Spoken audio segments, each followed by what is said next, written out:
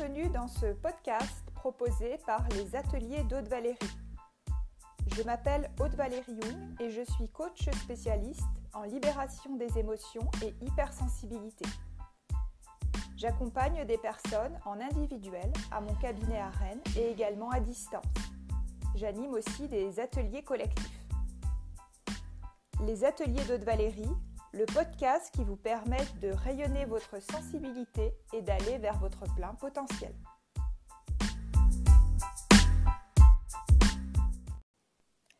Alors je vais terminer cette série de podcasts sur l'anxiété et les troubles anxieux par l'état de stress post-traumatique.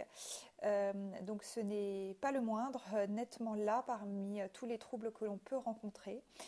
Donc je vais un petit peu vous parler déjà de ce que c'est, parce que certainement vous en avez entendu parler, peut-être que vous en avez vécu un.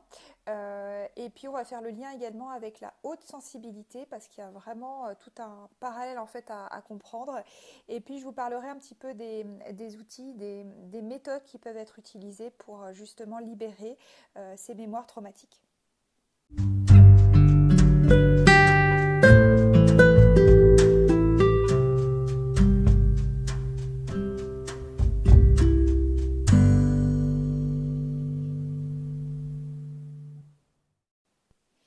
Alors, il y a une association américaine de psychiatrie qui définit en fait cet état de stress post-traumatique comme un état morbide survenu suite à un événement exceptionnellement violent, capable de provoquer une détresse pour quiconque.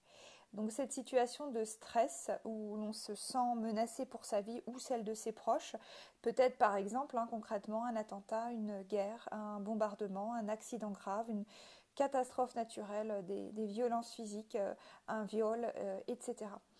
Donc cet événement traumatisant peut avoir été vécu soit directement par la personne, soit par un de ses proches ou éventuellement par des services de secours, mais la personne en fait a observé cette scène-là et l'a vécue comme si ça lui arrivait en fait à elle.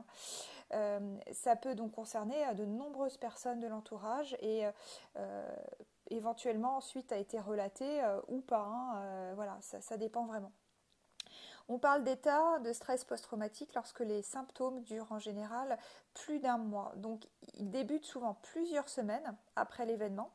On parle de phase de latence traumatique et le syndrome de stress post-traumatique n'est alors pas systématique. La plupart des personnes arrivent à récupérer naturellement au bout d'un mois. Mais on estime qu'environ 10% des personnes soumises à une forte émotion présenteront un état de stress post-traumatique. Et plus l'événement est violent, plus il peut laisser de séquelles. Donc on connaît beaucoup l'importance du débriefing dans les heures qui suivent. Souvent, quand il y a des catastrophes, on a maintenant des psychologues, des victimologues qui vont arriver dans des cellules de crise en place après un attentat ou une catastrophe. Mais des fois, comme je l'évoquais, cette catastrophe peut être très personnelle, comme le cas de violences physiques par exemple, où la parole ne peut pas forcément être libérée, le partage du vécu avec d'autres personnes par exemple, avec cette notion de mémoire qui va être figée en fait dans le système nerveux traumatique va être plus prégnante. Alors j'aimerais apporter en fait un éclairage que j'ai trouvé chez le docteur Peter Levine, donc qui est spécialiste américain du traumatisme. Et en fait, il mentionne une étude donc dans son livre qui s'appelle Waking the Tiger, Healing Trauma, donc en 1997, où il a en fait observé que chez des animaux sauvages exposés en permanence à des situations de menace qui étaient en fait pourtant rarement traumatisés. Donc à savoir, c'est comme si en fait leur comportement défensif de survie semblait comporter un mécanisme en fait d'immunité au trauma qui leur permet ensuite de retourner directement à une vie normale. Et alors on a aussi chez les humains ce mécanisme entre guillemets de normalisation qui est présent, mais il est en fait parasité par la partie cognitive raisonnable de notre cerveau qui empêche le processus des énergies de survie de terminer son cycle. Donc en fait, pour ce médecin, le docteur Levin, les symptômes traumatiques ne seraient pas provoqués par l'événement dangereux en lui-même, mais plutôt par une réponse biologique inachevée. C'est comme s'il y avait en fait une énergie résiduelle qui est liée à l'événement, qui est restée emprisonnée dans le système nerveux, qui cause alors des dégâts sur le corps et l'esprit. Et donc là, ce qui se passe, c'est que dans notre organisme, on a des réponses sympathiques, parasympathiques qui sont simultanément activées, comme un peu si en fait, en même temps, on accélérait et on décélérait, on appuyait sur le frein dans une voiture. Et en fait, ils vont fonctionner les uns contre les autres. Donc après, bon, il y a trois principaux symptômes, hein. C'est un petit peu la notion de la répétition, ce qu'on appelle le syndrome de reviviscence, hein, c'est-à-dire on revit constamment le souvenir, on a des flashbacks. On revit des fois des scènes la nuit sous forme de cauchemar, mais pas forcément par un autre syndrome, c'est le syndrome d'évitement. C'est-à-dire que la personne, elle fait des efforts importants pour éviter toute pensée, toute conversation, situation associée à ce traumatisme.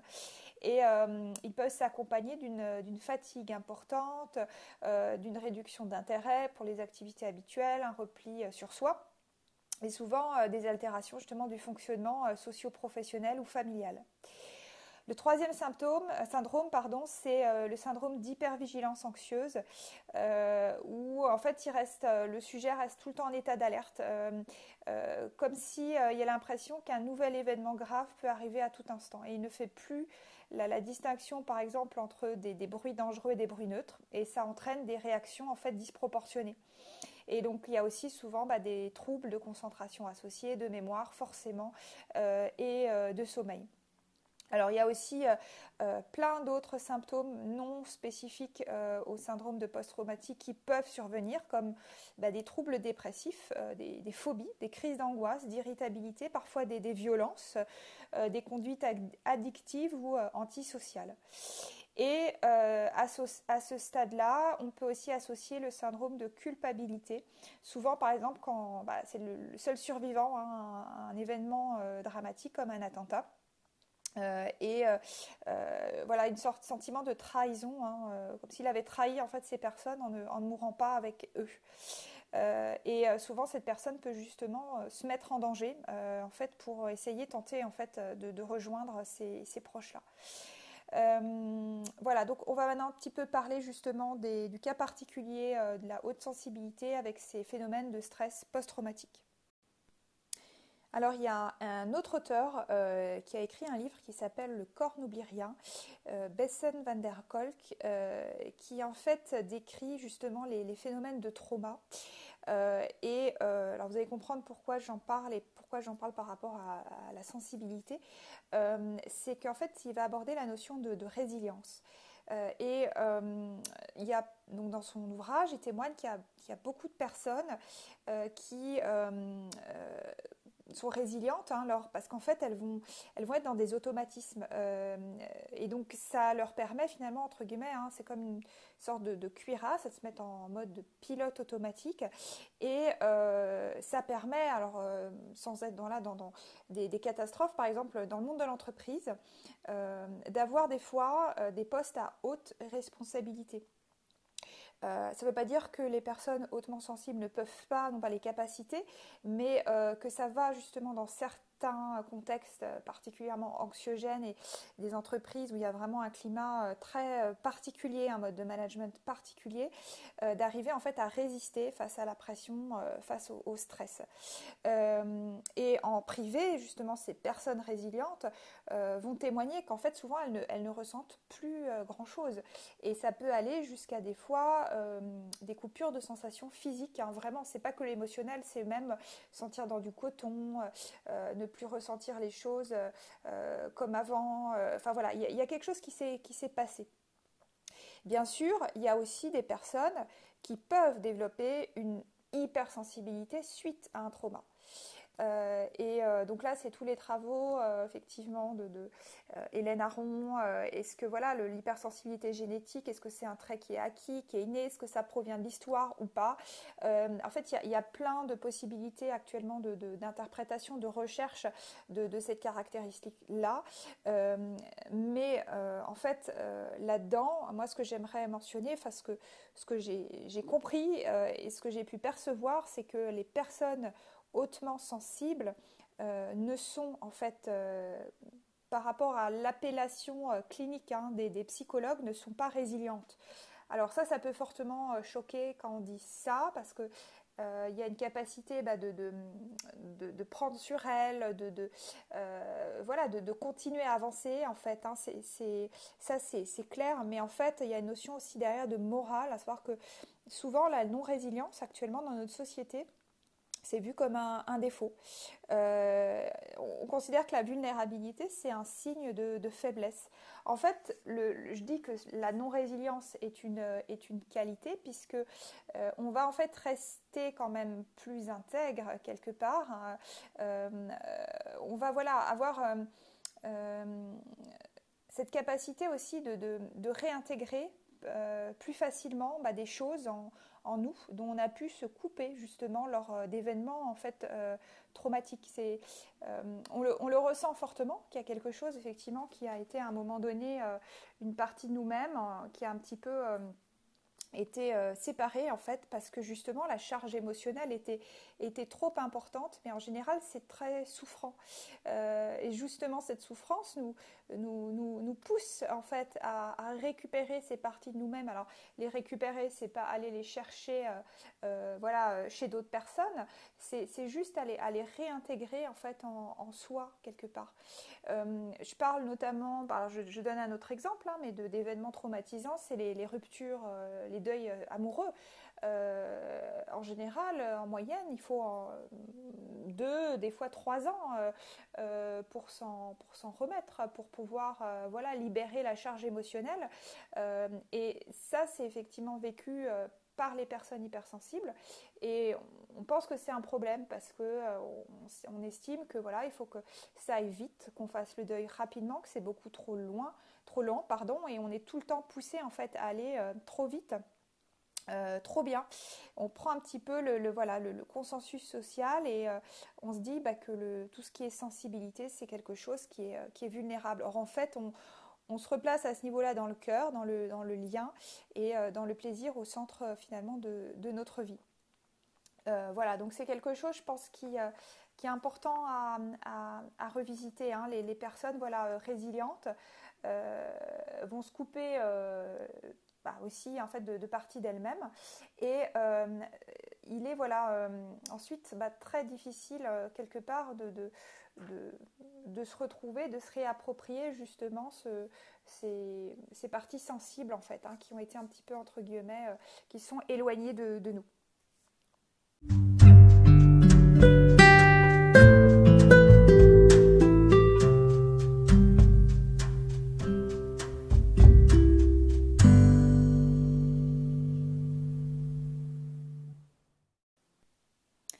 Alors, pour les pistes d'accompagnement, alors bien sûr, je ne serai pas exhaustive, comme toujours, je donne juste ce qui résonne par rapport à l'explication que j'ai pu donner tout à l'heure. Donc, on a vu deux choses. D'une part, que finalement, comme le docteur américain le signalait, c'est que on peut avoir justement un cycle, en fait, une charge émotionnelle en fait, qui n'a pas été complètement achevée. Donc il y a en fait une énergie qui est à remettre finalement en mouvement dans la personne, voilà, dans son corps, dans ses émotions, dans sa tête. Effectivement, donc il y a des méthodes qui sont justement psychocorporelles. Je cite par exemple l'EFT, l'Emotional Freedom Technique, où on va justement agir à la fois par des tapotements sur certaines parties précises du corps. On va verbaliser certaines choses. Et ça va permettre justement aussi aux charges émotionnelles de s'écouler. Alors, il n'y a pas que cette technique, il y a également effectivement l'hypnose, où on va aller revisiter justement les scènes traumatiques, on va aller les libérer aussi en profondeur. Ça, c'est vraiment les premiers aspects. Et puis, il y a aussi forcément dans cette remise en mouvement, je dirais, des fois, le processus de deuil qui est à faire quelque part, notamment quand il y a eu ces séparations, voilà, des fois ces pertes d'être cher aussi, cette notion de culpabilité, voilà, le deuil aussi par exemple d'un bébé qu'on n'a pas eu. Voilà, il y a plein de formes en fait de deuil difficiles, la perte d'un travail, la perte d'animaux, peu importe, je dirais. Il y a vraiment ces vagues en fait de mort et de renaissance qui sont aussi en fait à accueillir. Et si le processus de deuil n'est pas pareil, comme le cycle émotionnel, aller jusqu'à terme, forcément, on va rester dans un palier en fait, en stagnation. Donc voilà, je rappelle qu'un processus de deuil, il y a vraiment différentes étapes. Donc il y a cette étape voilà, de choc, un peu de sidération.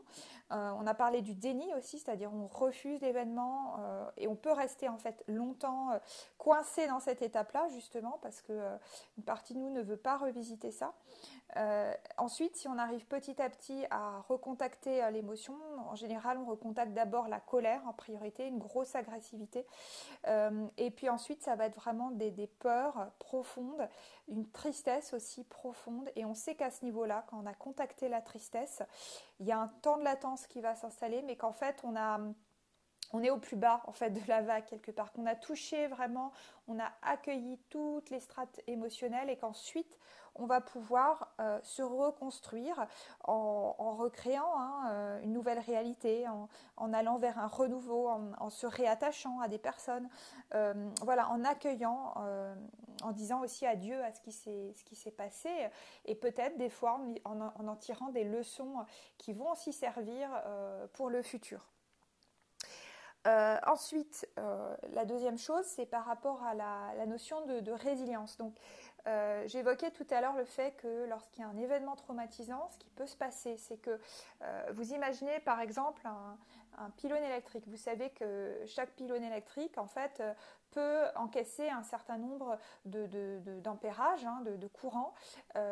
Et si la charge en fait est trop forte, ce qui va se passer, c'est que il va faire dévier une partie de l'énergie et c'est ce qui se passe en fait au niveau de l'humain. Dans ses corps énergétiques, en fait, c'est trop lourd. Il n'a pas la capacité en fait d'arriver à les faire passer tous. Et donc, il va en fait avoir une partie comme une dérivation, si vous voulez, de ces circuits, ce qui va se passer, qui va être stocké à l'extérieur en fait de lui. Donc, quand je disais tout à l'heure, on se coupe de soi-même, d'ailleurs on le dit dans les expressions, en fait c'est ça, c'est des parties de soi, des charges énergétiques qui vont rester en fait à l'extérieur. Donc, il y a des processus de libération mémorielle qui permettent justement la réintégration de ces parties en fait en nous, avec un processus voilà, d'accueil, de sécurisation, de dialogue aussi pour petit à petit, chacun à son rythme, arriver à retrouver en fait son entièreté quelque part. Et on le sent vraiment les personnes, quand on arrive à ce stade de réalignement, de recentrage, il y a vraiment un sentiment profond d'être plus dense aussi quelque part et de pouvoir aussi du coup danser avec la vie. Voilà, donc je vous laisse sur ces mots. C'était la fin de notre série sur les troubles anxieux et l'anxiété. Donc il y avait des différents épisodes avant que vous pouvez réécouter. Et puis, on va continuer notre exploration après sur d'autres émotions en parlant justement, par exemple, notamment de la colère. Et puis, on viendra sur la joie dans d'autres épisodes. Je vous remercie beaucoup pour votre écoute et je vous souhaite une bonne journée.